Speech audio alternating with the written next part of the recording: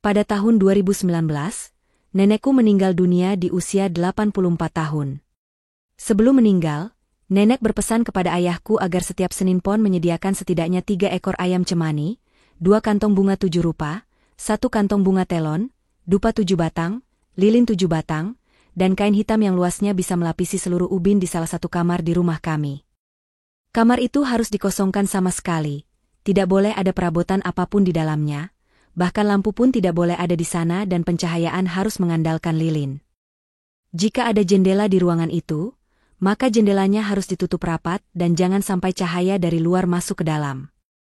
Aku merasa janggal mendengar itu dan melarang ayahku untuk menurut kepada nenek. Namun, ayah berkata, kalau ayah tidak melakukan ini, kamu yang akan jadi tumbalnya.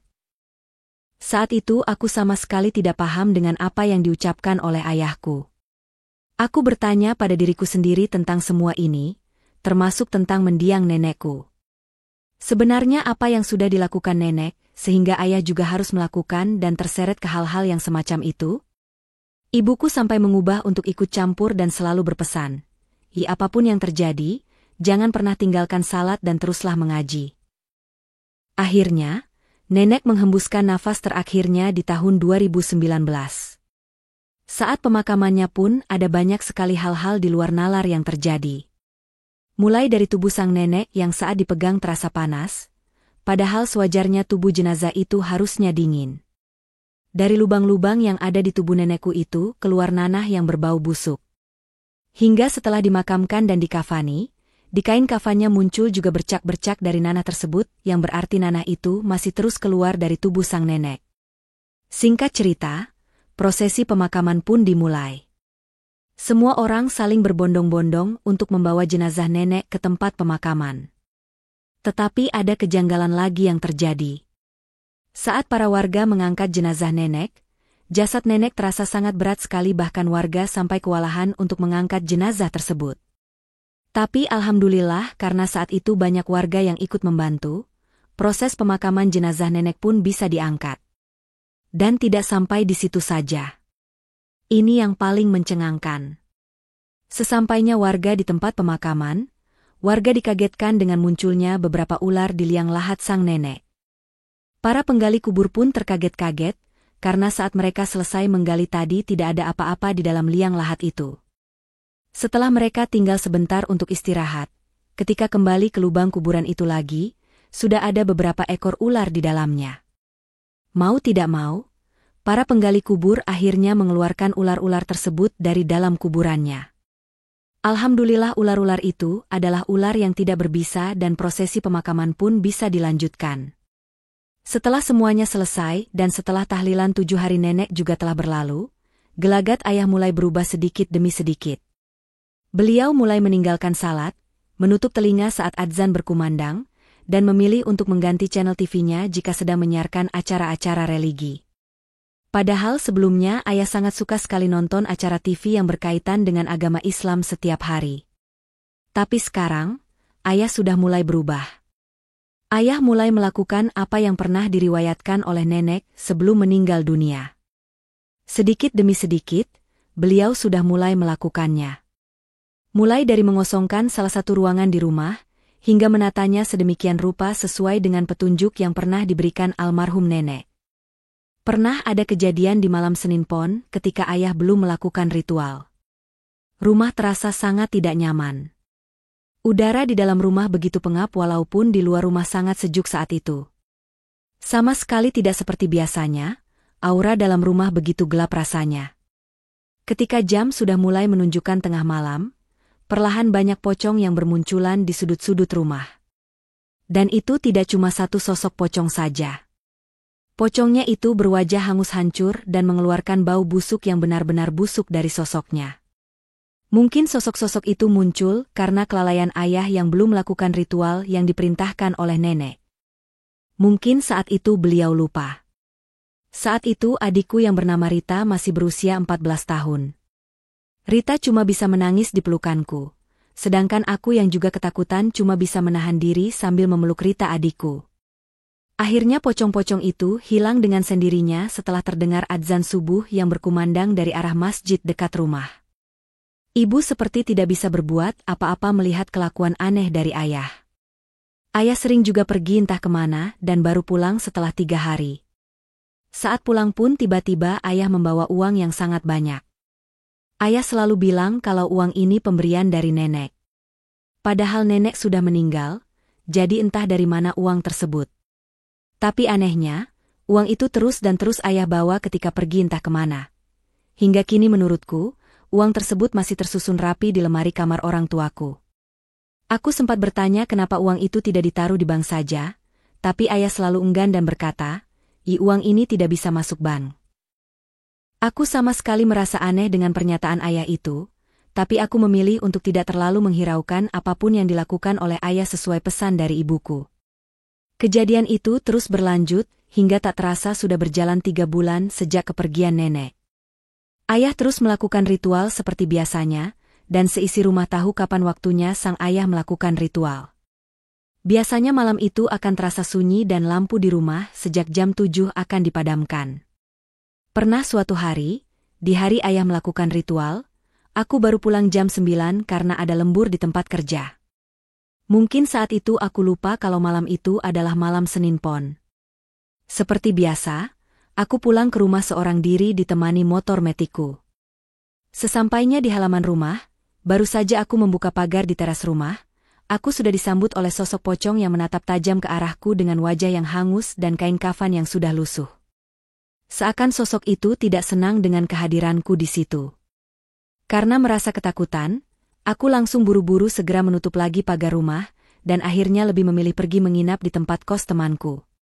Selama perjalanan pulang ke rumah kos temanku pun, aku merasa seperti diawasi oleh sesuatu di kiri dan kanan jalannya.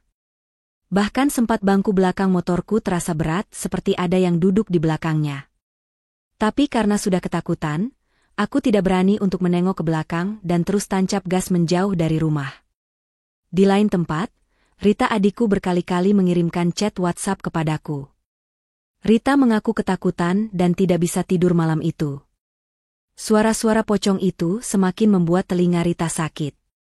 Pocong itu seakan berkata kepada Rita untuk mengajaknya ke alam mereka. Aku yang saat itu tidak tega, akhirnya sesampainya di tempat kos temanku. Aku menelpon adikku Rita sambil menenangkannya dari jarak jauh sampai adikku itu bisa tertidur lelap. Aku sama sekali masih belum paham dengan apa yang sebenarnya dilakukan oleh keluarga ayahku, hingga makhluk-makhluk itu bisa ada di rumah dan mengganggu ketentraman keluarga. Ayah pun pernah berkata kalau ritual itu harus dilakukan sampai 7 turunan. Di suatu hari, aku yang geram dengan perilaku ayah mulai marah dan mencoba mengobrak-abrik tempat ritual ayah tanpa sepengetahuan ayah. Betapa kagetnya ketika aku mendapati ada foto Rita adikku di sebuah piring sesajen. Foto itu ditindih dengan sebilah keris di atasnya. Foto itu beralaskan darah yang kental dan berbau anyir. Karena saat itu sang ayah sedang tidak ada di rumah, aku coba menanyakan hal itu kepada ibu. Disinilah aku baru mendapatkan jawaban dari sang ibu tentang asal-muasal semua ini. Jadi begini ceritanya, dulu kakek dari pihak ayah adalah orang yang paling disegani di desanya. Kakek ini terkenal sebagai pedagang bakso paling sukses di desa itu. Yang mengerikan, warung bakso kakek itu berdiri di tanah bekas makam tua yang dirobohkan oleh warga. Menurut informasi yang ibu terima, makam itu adalah milik seorang dukun ilmu hitam yang cukup terkenal di daerah itu. Dukun itu meninggal dengan cara dibunuh dan dibakar hidup-hidup oleh warga setempat setelah membantu seorang pria yang ditolak lamarannya oleh anak Pak Kades. Dukun itu membantu si pria untuk menyantet anak Pak Kades, sampai anak Pak Kades ini meregang nyawa, dan nyawa sang dukun menjadi bayarannya. Sedangkan sang pria kabur entah kemana dan jasad dukun yang sudah hangus itu dimakamkan di sebuah ladang di samping rumah dukun tersebut. Di ladang itulah yang dijadikan kakek dan nenek mendirikan usaha baksonya. Dulu tempat itu sepi sekali. Sama sekali tidak ada yang mendekat di sekitaran tempat itu, karena terdengar rumor kalau arwah dukun itu masih belum tenang dan sering menampakkan diri di lokasi itu. Hingga pada tahun 1998, lahan itu dibeli oleh salah satu teman kakek. Teman kakek ini meminta tolong kepada warga untuk membongkar rumah serta makam sang dukun tersebut. Lalu teman kakek ini membangun sebuah rumah 1 lantai di lahan bekas rumah serta makam dukun tersebut, dan dia di situ tinggal seorang diri sebab istrinya sudah meninggal sedangkan anak-anaknya sudah menikah serta merantau keluar daerah.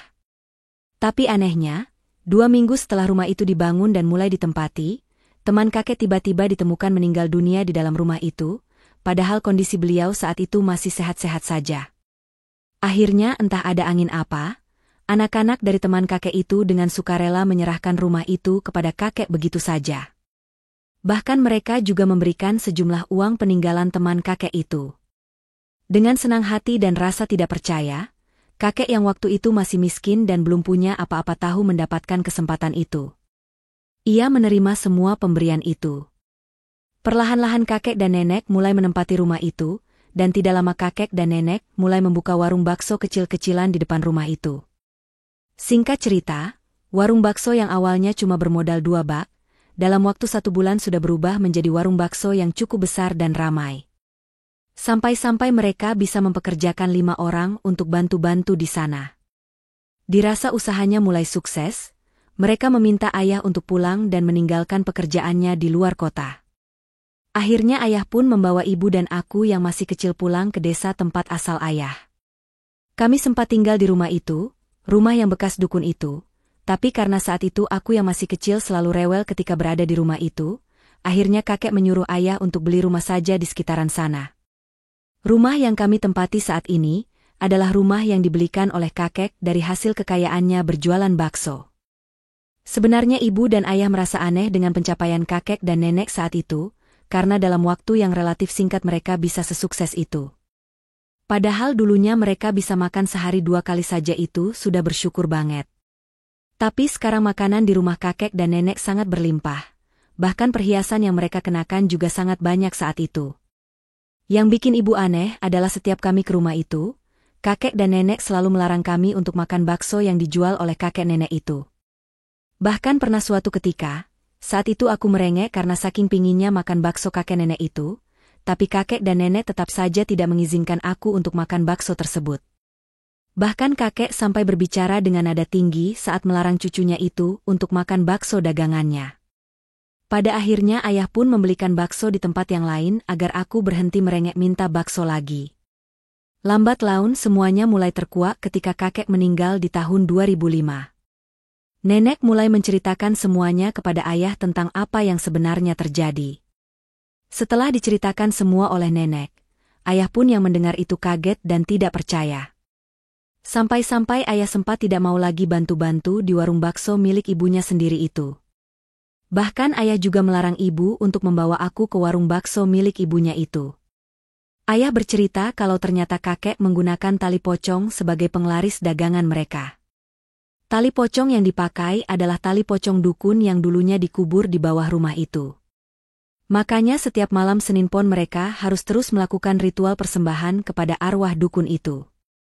Apesnya lagi, ritual tersebut harus dilakukan sampai 7 turunan. Otomatis ritual tersebut nantinya juga harus dilakukan oleh ayah ketika nenek sudah meninggal dunia. Dan akan tiba juga waktunya ritual itu harus dilakukan oleh aku sendiri. Ayah sempat tidak setuju dan mengajak aku dan ibu pindah dari rumah yang kami tempati saat itu, yaitu rumah pemberian kakek dan nenek dari hasil berjualan baksonya.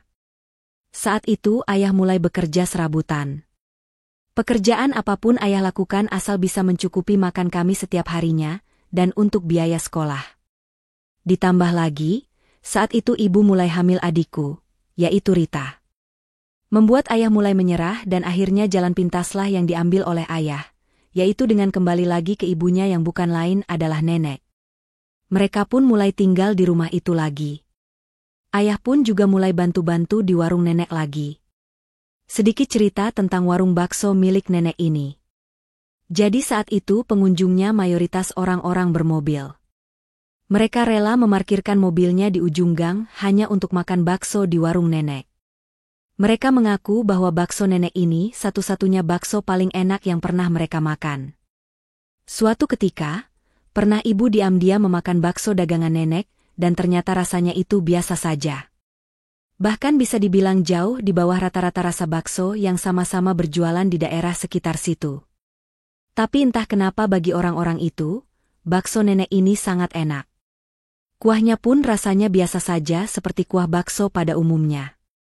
Ibu berkata bahwa nenek itu sebetulnya orang baik.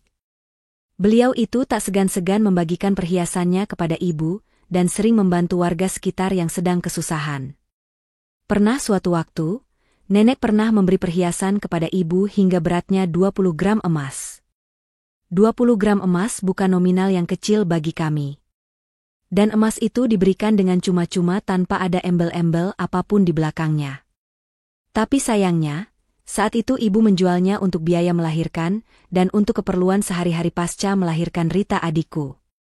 Satu-satunya emas pemberian nenek yang masih menempel di tubuh ibu, yaitu cuma cincin emas yang menghiasi jarinya yang diberikan nenek ketika ibu menikah dengan ayah. Nenek saat itu tahu betul kalau ayah tidak bisa memberikan cincin nikah untuk ibu. Dan hanya cincin itulah yang sampai sekarang masih berada di jari ibu, dan ibu pernah berjanji bahwa dia tidak akan pernah menjual cincin tersebut. Kembali lagi ke soal penglaris tadi. Jadi katanya setiap 5 tahun sekali keluarga kami harus memberikan tumbal nyawa untuk mereka. Itulah sebabnya ibu sering babak belur dipukuli oleh ayah karena ibu tidak setuju kalau ayah sampai harus merelakan Rita sebagai tumbal pertama, anak kandungnya sendiri. Aku sering mendapati di tubuh dan wajah ibu ada lebam seperti pukulan benda tumpul. Tapi setiap ditanya olehku, ibu tidak pernah mau bercerita dan malah hanya menangis saja. Terjawab sudah kenapa foto Rita bisa berada di ruangan tempat ritual ayah. Rita akan dijadikan tumbal pertama oleh ayah. Ternyata juga, dulu nenek sampai rela mengorbankan adik bungsunya sebagai tumbal penglaris usaha baksonya. Menurut ibu, tumbalnya itu harus yang sedarah dengan pelaku pesugihan tersebut. Tanpa kami ketahui, ternyata Rita adikku mendengarkan pembicaraan aku dengan ibu. Di situ diam-diam Rita menangis dan tangisan Rita membuat aku ataupun ibu terkejut. Setelah ketahuan kalau Rita mendengar percakapan aku dan ibu, dia langsung lari pergi ke kamarnya dan mengunci diri di dalam kamar. Awalnya aku dan ibu mengira Rita hanya shock dan sedih biasa saja. Tapi ternyata Rita malah mengurung dirinya di kamarnya itu. Singkat cerita, setelah 2 hari Rita mengurung diri di dalam kamar, masih belum ada tanda-tanda Rita akan segera keluar dari kamarnya. Saat itu sampai-sampai aku harus bolos kerja hanya untuk membujuk dan meminta adikku untuk segera keluar dari kamarnya. Sedangkan ibu hanya bisa menangis mengkhawatirkan kondisi Rita di kamarnya. Setiap kali aku mengantar makanan untuk adikku yang diletakkan di depan pintu kamar, sang adik sama sekali tidak menyentuh makanan itu sedikitpun. Berarti sudah 2 hari ini Rita tidak makan maupun minum sedikitpun. Lantas kemana perginya sang ayah? Seperti biasanya, ayah sering pergi entah kemana dan biasanya pulang-pulang tiba-tiba membawa uang yang banyak seperti cerita di awal tadi. Jadi dari pihak keluarga kami pun sama sekali tidak pernah tahu kemana perginya ayah ketika tidak pulang berhari-hari. Karena kesal menunggu adikku yang tidak kunjung keluar dari kamarnya, akhirnya aku sampai masuk kamar adikku melalui jendela yang aku rusak menggunakan linggis. Saat aku sudah berada di dalam kamar adikku, betapa terkejutnya aku melihat tubuh sang adik sudah kaku di atas tempat tidur dengan posisi tangan yang berlumuran darah. Ternyata Rita memutuskan untuk mengakhiri hidupnya dengan cara memutus pergelangan tangan kirinya. Di situ aku menangis sambil memeluk sang adik, dan ternyata ada sebuah surat di atas bantal di sebelah adikku yang bertuliskan. Untuk Mbak Wulan dan Ibu, maaf ya kalau Rita belum bisa menjadi anak yang baik. Maafkan Rita masih terus menyusahkan Ibu dan Mbak Wulan. Terima kasih Mbak Wulan dan Ibu selalu ada untuk Rita. Rita terpaksa harus pergi karena tidak mau menjadi tumbal Bapak. Kita berdoa semoga Bapak segera bertaubat dan kembali menjadi Bapak yang baik untuk Mbak Wulan dan Ibu, Rita sayang semuanya. Setelah aku membaca surat itu, aku langsung keluar memanggil ibu dan memberitahukan kondisi Rita yang sudah terbujur kaku. Di situ ibu langsung menangis histeris melihat tubuh anak kandungnya yang sudah terbujur kaku dan sudah tidak bernyawa lagi.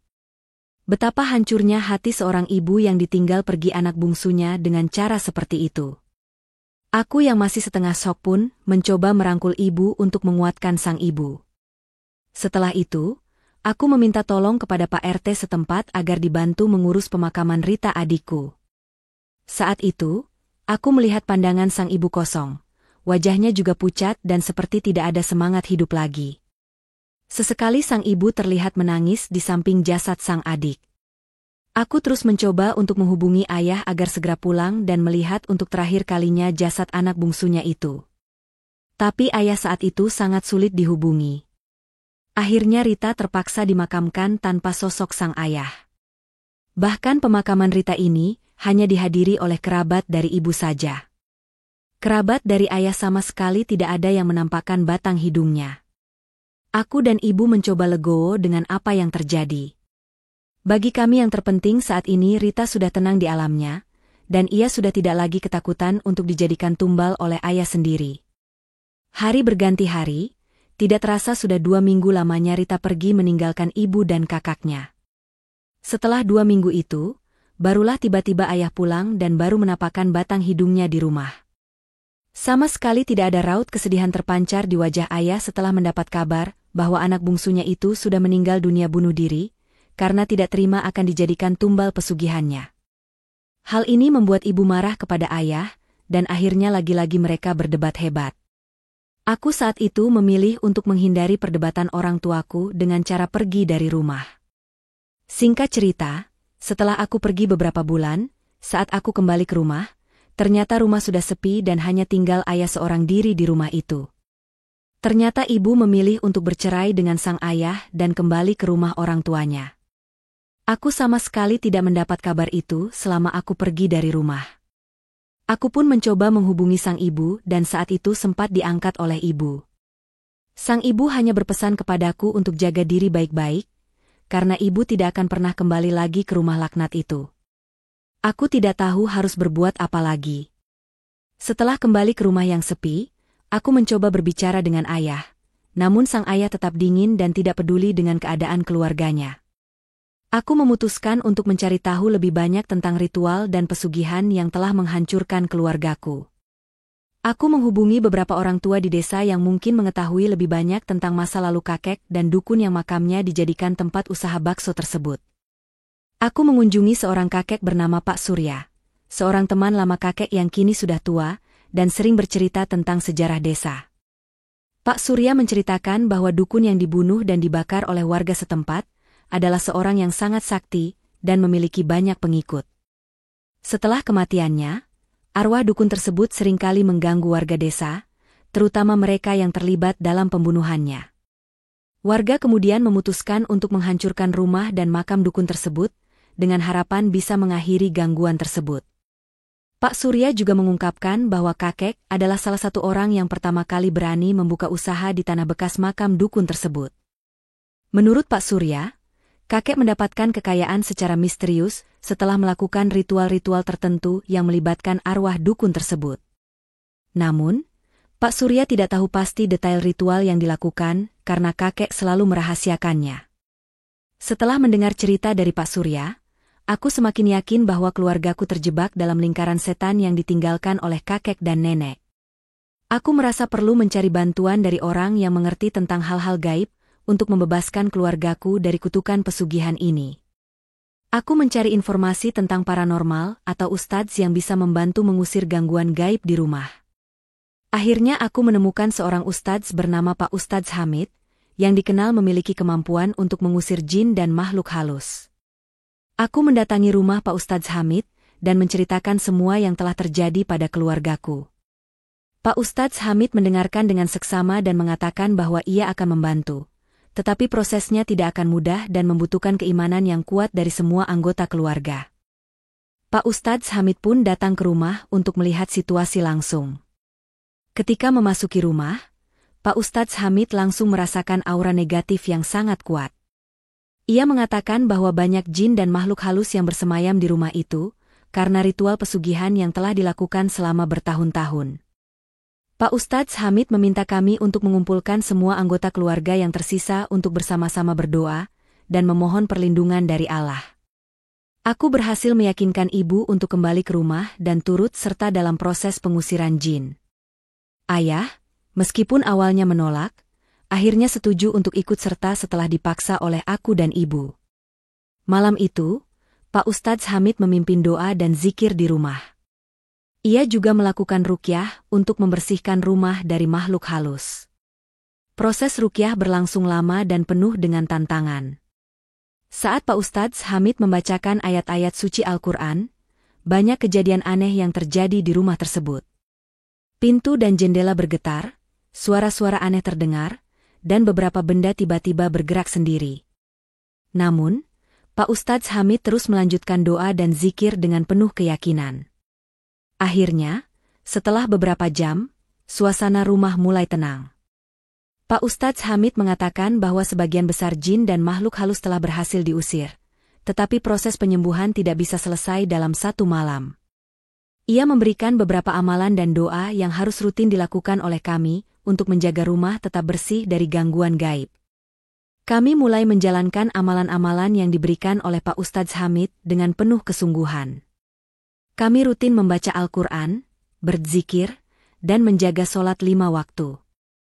Sedikit demi sedikit, suasana rumah menjadi lebih tenang dan damai. Gangguan-gangguan gaib yang sering muncul pun mulai menghilang. Ayah juga perlahan mulai berubah. Ia kembali menjalankan ibadah dan meninggalkan ritual-ritual pesugihan. Meskipun tidak mudah, dengan dukungan dan cinta dari kami, ayah akhirnya bisa melepaskan diri dari pengaruh ilmu hitam yang telah menghantui keluargaku. Aku merasa lega dan bersyukur. Meskipun banyak hal yang telah hilang dan terluka, keluargaku akhirnya bisa keluar dari lingkaran pesugihan yang telah menghancurkan kami. Kami bertekad untuk memulai hidup baru dengan penuh keimanan dan ketaatan kepada Allah. Aku pun berharap bahwa cerita kelam keluargaku bisa menjadi pelajaran bagi orang lain, agar tidak tergoda untuk mencari kekayaan dengan cara-cara yang tidak halal.